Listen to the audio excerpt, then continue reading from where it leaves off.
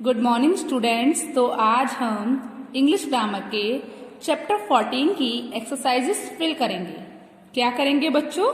आज हम English grammar के चैप्टर 14 की एक्सरसाइजेस फिल करेंगे। तो ये तो मैंने आपको बताया ही था कि वॉज का यूज हम कब करते हैं और वर का यूज हम कब करते हैं। वॉज का यूज हम किसी भी सिंगुलर सब्जेक्ट के लिए करते हैं और आई के साथ भी वॉज का यूज होता है। वर का यूज हम किसी भी प्लूरल सब्जेक्ट के लिए क्या करते हैं या फिर हम यू के लिए भी वर का यूज करते हैं। एक बार फिर से बोलती हूँ, वॉज का यूज हम आई के साथ और किसी भी सिंगुलर सब्जेक्ट के साथ करते हैं। वर का यूज हम किसी भी प्लूरल सब्जेक्ट के साथ और यू के साथ करते हैं। ओके, चलिए अब हम अपनी एक्सरसाइज फिल करना स्टार्ट करते हैं। तो जो हमारी फर्स्ट एक्सरसाइज है वो क्या है? Fill in the blanks with was and were. आपको क्या करना है? ये ब्लैंक्स फिल करनी है। किससे? वॉज और वर से। आपको पता है कि वॉज सिंगुलर सब्जेक्ट के साथ लगता है और वर प्लूरल सब्जेक्ट के साथ लगता है। कौन से टेंस में? इन पास्ट टेंस, मतलब भूतकाल में। ओके, चलिए देखते हैं। The news blank old. खबरें थी। कैसी थी? पुरानी। खबरें पुरानी थी क्योंकि पास्ट टेंस में बात हो रही है। तो अब आप बताइए मुझे, यहाँ पर वॉज आएगा या फिर वर आएगा? बताइए क्या फिल करेंगे हम? खबरें पुरानी थी। न्यूज हमारा कैसा सब्जेक्ट है? सिंगुलर सब्जेक्ट है या फिर प्लूरल सब्जेक्ट है? प्लूरल सब्जेक्ट है। खबरें प्लूरल है ना, तो यहाँ पर हम क्या फिल करेंगे बच्चों? वर फिल करेंगे। ओके, चलिए ऐसे ही हम सेकंड देखते हैं। It blank a new house. It blank a new house. यह एक नया घर था। क्या हुआ बच्चों? It blank a new house. यह एक नया घर था। तो बताइए इट जो है वो हमारा कैसा सब्जेक्ट है? सिंगुलर सब्जेक्ट है या फिर प्लूरल सब्जेक्ट है? जल्दी बताइए। सिंगुलर सब्जेक्ट है, तो उसके लिए हम क्या यूज करेंगे बच्चों? वॉज यूज करेंगे, है ना। चलिए अब हम अपना थर्ड सेंटेंस देखते हैं। तो थर्ड सेंटेंस क्या है? तो हमारा थर्ड सेंटेंस है the mountains blank high. The mountains blank high मतलब पहाड़ ऊंचे थे। तो आप देखिए माउंटेन्स, तो जो माउंटेन्स हैं वो आपका सिंगुलर सब्जेक्ट है या प्लूरल सब्जेक्ट है? बताइए। प्लूरल सब्जेक्ट है, तो हम क्या फिल करेंगे? वर फिल करेंगे क्योंकि सिंगुलर सब्जेक्ट के साथ वॉज आता है और प्लूरल सब्जेक्ट के साथ वर आता है। चलिए अब हम अपना फोर्थ नंबर का सेंटेंस देखते हैं। तो फोर्थ नंबर का सेंटेंस है these books blank costly. These books blank costly. तो किताबें कैसी हैं? कॉस्टली हैं, मतलब महंगी हैं। तो कैसे बनाएंगे आप बताइए? इसमें जो आप कौन सी क्या फिल करेंगे आप इसमें बताइए? दीज बुक्स मतलब किताबें, और किताब में कैसा वर्ड हुआ? प्लूरल वर्ड हुआ। बहुत सारी किताबों की हम बात कर रहे हैं, तो हम क्या लगाएंगे आप मुझे बताइए? वर लगाएंगे। Very good. तो आपको ये समझ आ रहा है कि हम वॉज का यूज कब करते हैं और वर का यूज कब करते हैं। चलिए उसके बाद अब हम अपना अगला सेंटेंस देखते हैं। तो अगला सेंटेंस क्या है बच्चों?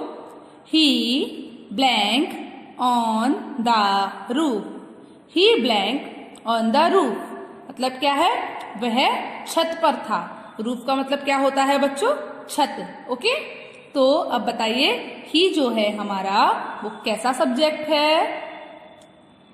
बताइए। सिंगुलर सब्जेक्ट है, तो उसके साथ हमारी कौन सी हेल्पिंग वर्ब लगेगी? वॉज। कौन सी हेल्पिंग वर्ब लगेगी? वॉज। चलिए उसके बाद हम अपना 6 नंबर का सेंटेंस देखते हैं। तो वो क्या है बच्चों?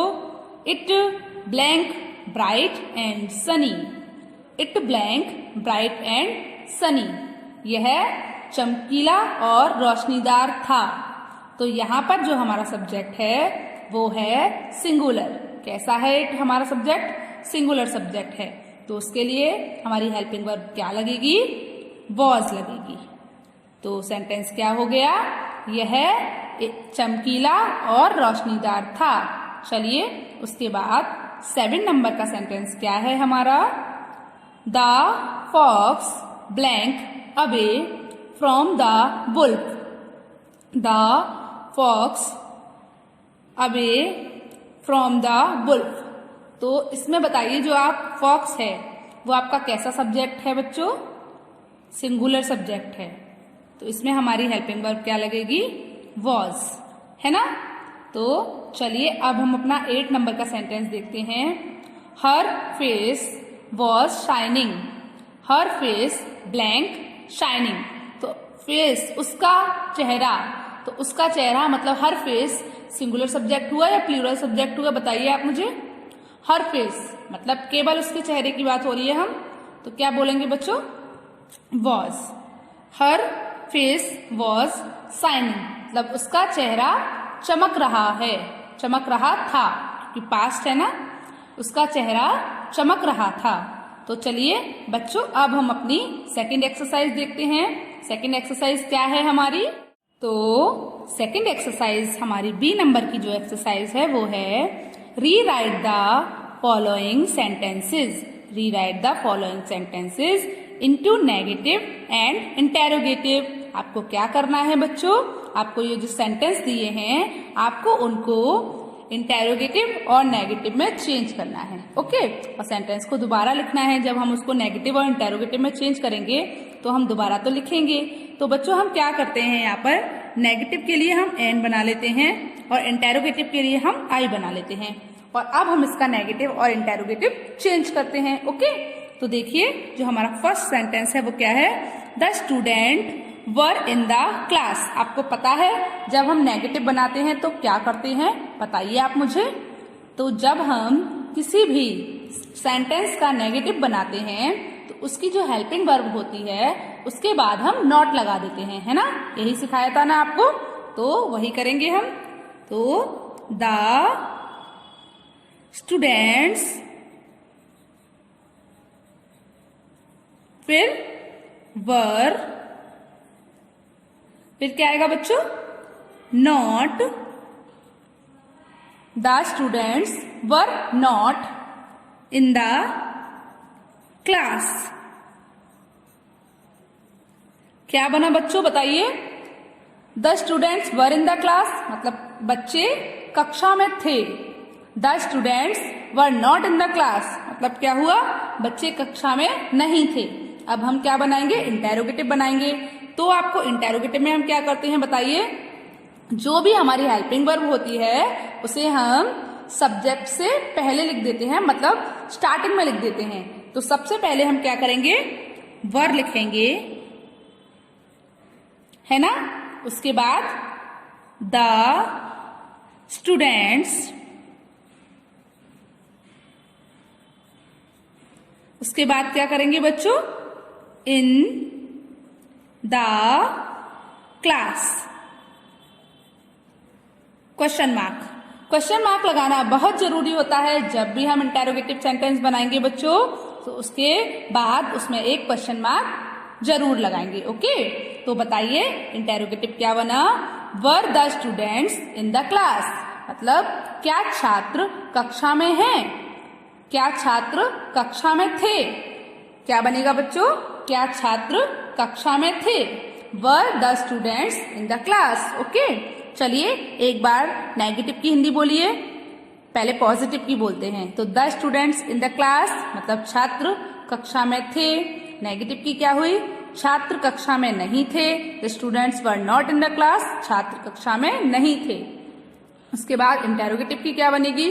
Were the students in the class मतलब क्या हुआ बच्चों? क्या छात्र कक्षा में थे? Question mark. ओके, चलिए अब हम अपना सेकंड सेंटेंस देखते हैं। तो सेकंड सेंटेंस की इंटेरोगेटिव और नेगेटिव कैसे बनाते हैं? तो जैसे कि आप इस फोटो में देख सकते हैं ये लड़की कंप्यूटर पे काम कर रही है, अकाउंटेंट है ये। ठीक है, चलो तो सेंटेंस क्या है हमारा?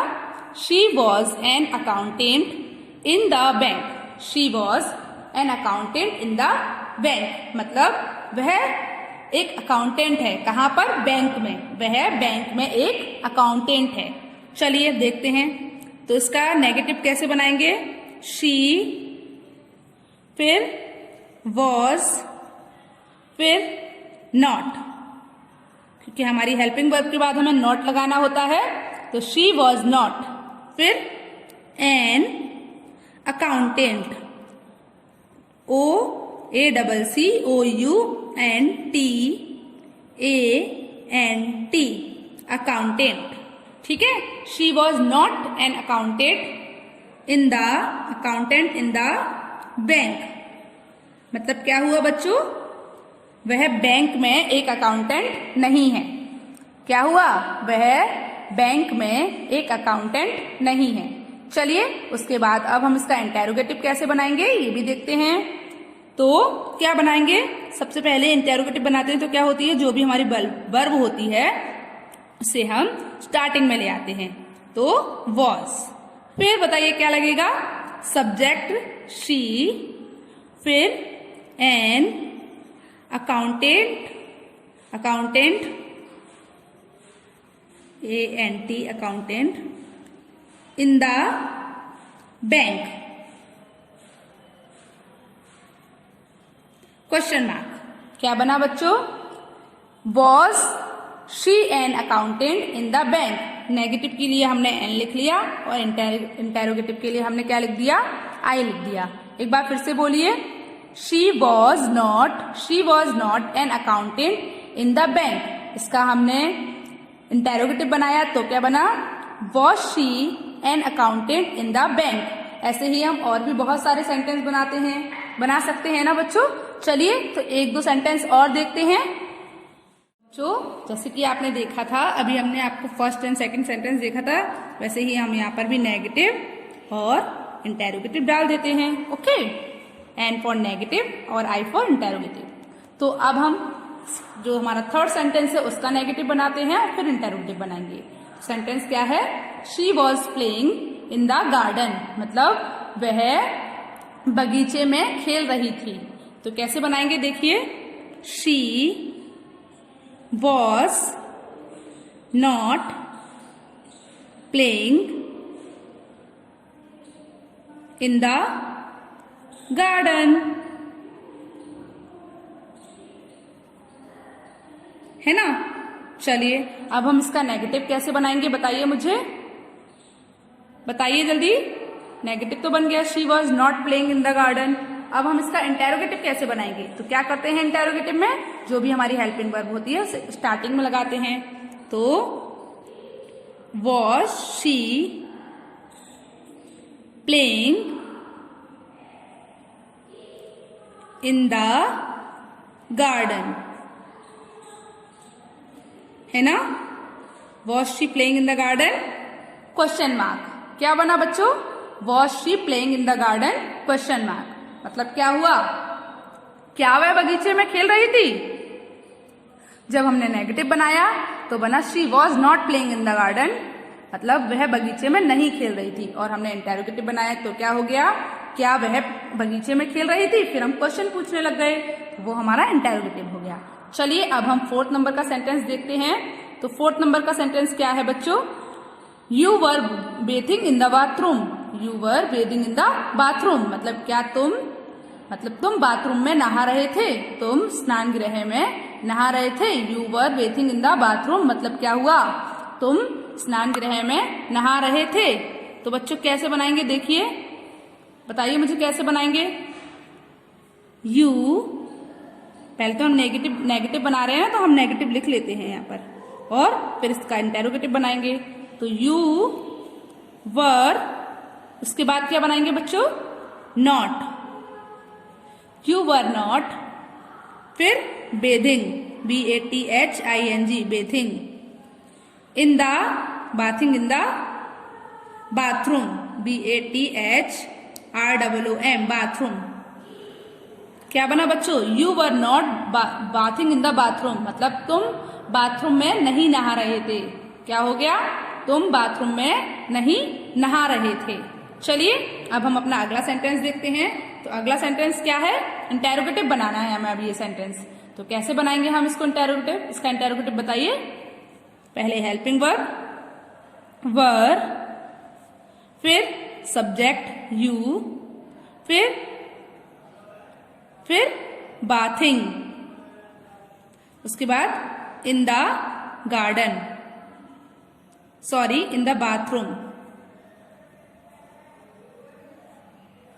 ROOM इन द बाथरूम, फिर क्वेश्चन मार्क। ओके, तो बच्चों आपको समझ आया कैसे करना है? तो ये बताइए, आपको ये एक्सरसाइज समझ आई कि हमें नेगेटिव और इंटेरोगेटिव कैसे बनाते हैं? तो आज आपका होमवर्क क्या है? आपको इंग्लिश ग्रामर के चैप्टर 14 की A और B एक्सरसाइज दोनों ही अपनी फेयर नोटबुक में करनी है। आपको इंग्लिश ग्रामर की ये दोनों एक्सरसाइज अपनी इंग्लिश ग्रामर की फेयर नोटबुक में करनी है। ओके, समझ आया? चलिए, गुड बाय।